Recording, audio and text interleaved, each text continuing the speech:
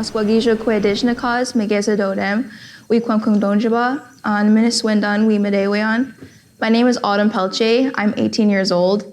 I'm from Canada. I'm from Manitoulin Island, which is also in Canada, but that's where I'm from.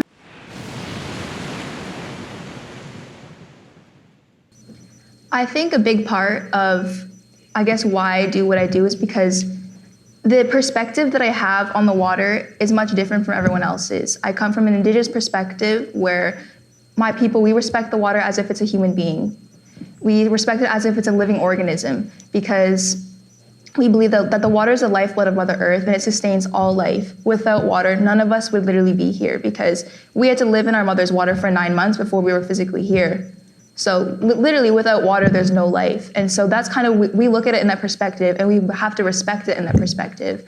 And so growing up, I guess, just looking at it that way and respecting it that way and seeing the water be mistreated and seeing Indigenous people be mistreated, it kind of gave me that motivation coming from an Indigenous perspective and understanding to stand up for my people and stand up for the water.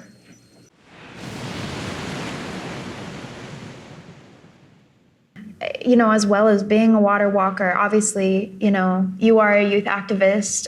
You've been an activist for a decade now.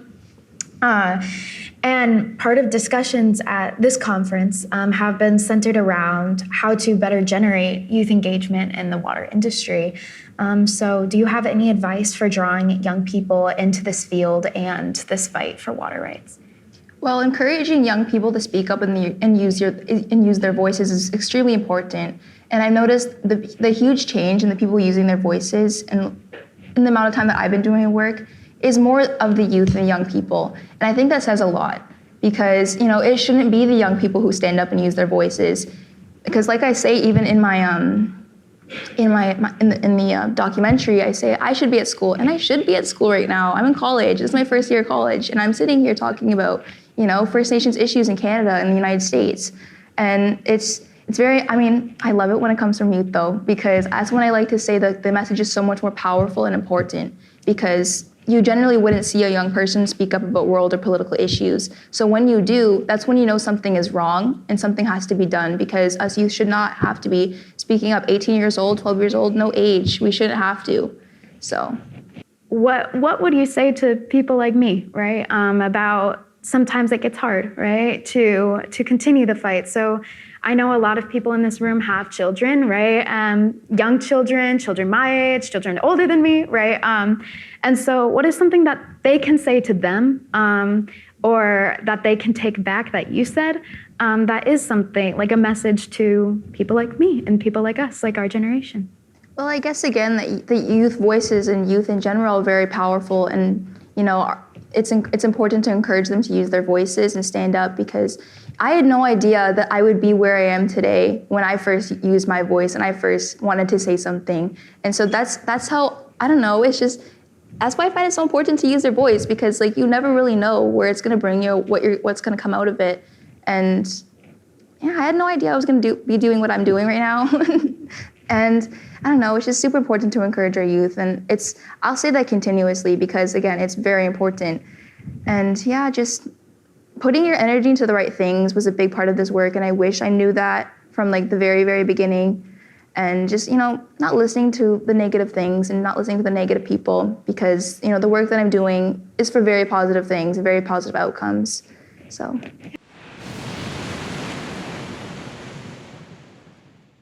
Speaking to water professionals who are trying to set up the industry to adapt to, you know, a rapidly changing world, what are ways that they can protect young people coming into the industry, or, you know, people like you, water rights activists who may not be in the wastewater, you know, management industry, but who are still fighting for water rights?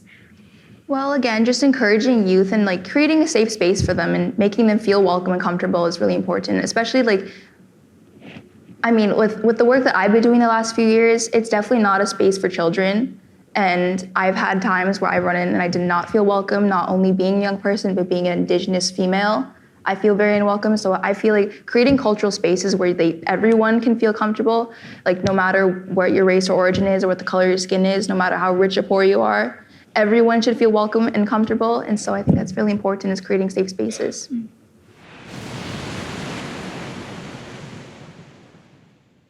Are there any like words of wisdom that have gotten you through some of those hard moments where, you may maybe not want to give up, but, go home and, be with your family and stuff? Is there anything that like has really stuck with you, even from, I know you've talked about your Aunt Josephine and stuff, so anything from that?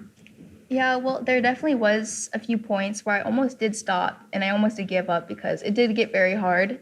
And my Auntie Josephine, she passed away when I was about, I would say 15 years old. And the thing that actually got me through was her, because before she passed away, I was with her, and I was with her in the hospital, and she was kind of like telling me before I left, she was telling me like, never give up, never let anybody stop what you're doing, keep loving the water, and just keep going. There was so much she told me in that day, and when I do feel like giving up, and I do feel like I just can't do this anymore, I think of those words that she shared with me before she passed away, and I think about all like the kids that look up to me. Like there's so many young people that I know look up to me, and it's like, what type of role model or like mentor would I be if I was just to give up and stop doing my work?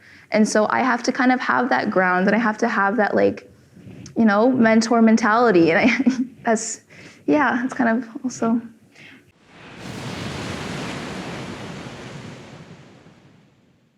Last night, I had the opportunity to meet your sisters, and it seems like you are surrounded just by such strong women.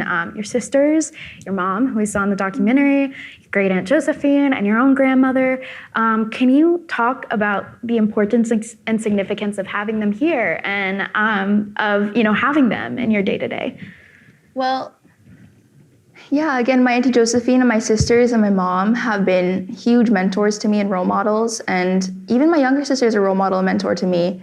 And just having them with me, it's like, well, for Indigenous people, it's always good to have people with you when you're doing these types of things. And so like just having supports with you all the time. And so I never really travel alone or do things alone. I always have people like my sisters with me, or even a friend. And so it's just, I don't know, I just kind of feel like Indigenous women alone are very like stoic and very like, very powerful just alone, just being Indigenous. And so I think that has a huge part of it as well.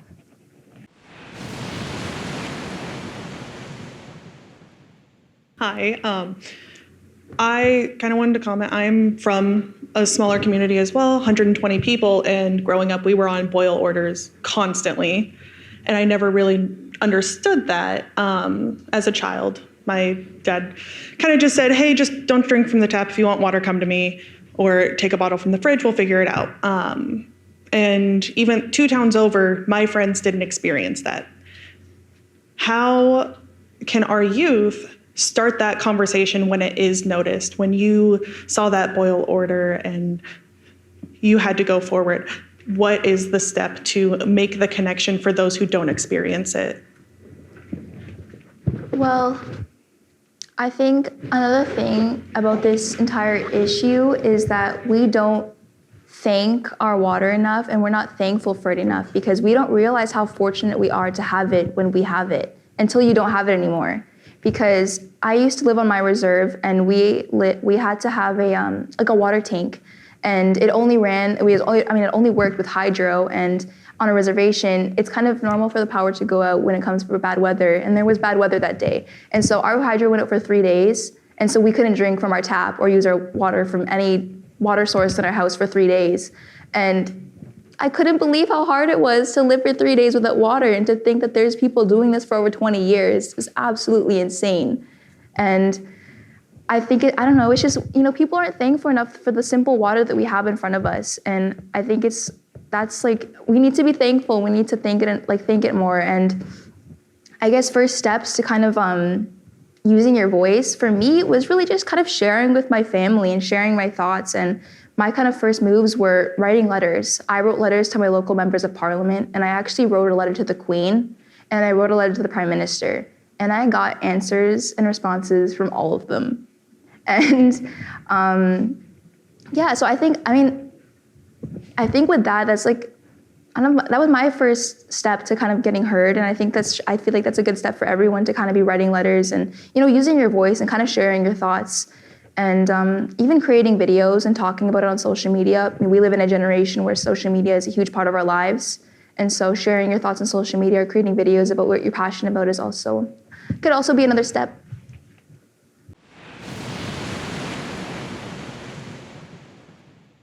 I think it's just really inspiring to see that you came across that situation, had that experience.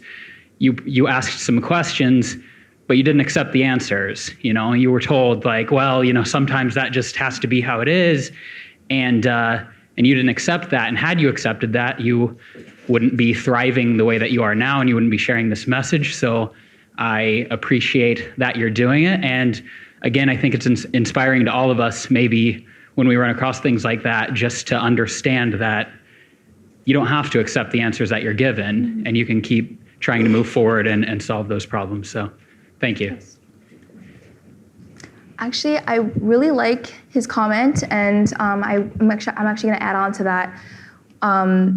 Because when you talk about boil water advisories in Canada and the US, when the European settlers came, the reservations that we are on are the lands that they considered useless, and so that's why we face so many issues in our reservations, is because it's basically we were just put into the lands that we don't care, we don't want it.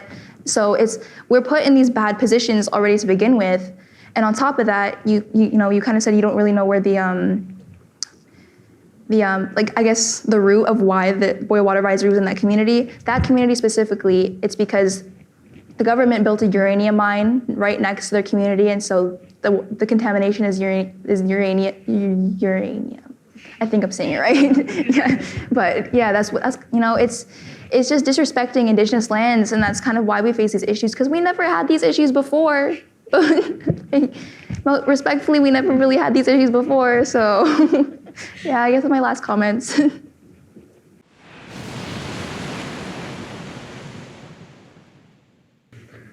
A little bit about my background. I'm actually from Northern Ontario. I grew up in a small community.